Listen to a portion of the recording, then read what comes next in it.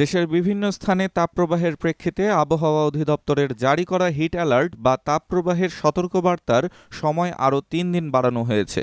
বৃহস্পতিবার সকালে আবহাওয়া অধিদপ্তর আগামী ৭২ ঘণ্টার জন্য নতুন সতর্কবার্তা দিয়েছে। এতে বলা হয়, এর আগে ৩ দিনের যে হিট অ্যালার্ট জারি করা হয়েছিল তার মেয়াদ আজ শেষ হচ্ছে। বৃহস্পতিবার থেকে আরও ৩ দিনের হিট অ্যালার্ট জারি করা হবে, কারণ আপাতত বড় পরিসরে বৃষ্টি হয়ে তাপপ্রবাহ দূর হওয়ার সম্ভাবনা নেই।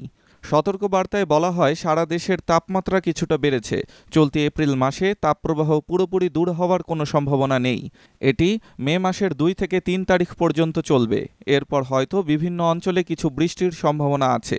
এর আগে পর্যন্ত বড় পরিসরে বৃষ্টির সম্ভাবনা নেই। স্থানীয়ভাবে বিচ্ছিন্নভাবে কোথাও কোথাও বৃষ্টি হতে পারে।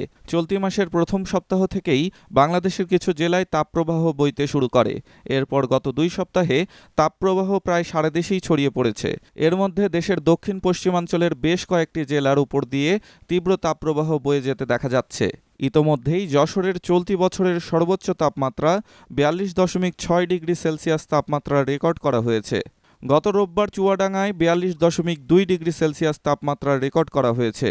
আর ঢাকায় এবছর সর্বোচ্চ তাপমাত্রা রেকর্ড করা হয়েছে ৪০.৪ ডিগ্রি সেলসিয়াস। তীব্র গরমের কারণে সারা দেশে জনজীবন বিপর্যস্ত হয়ে পড়েছে।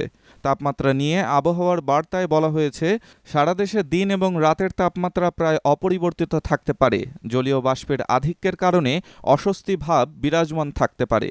ডেস্ক রিপোর্ট, স্টার সংবাদ।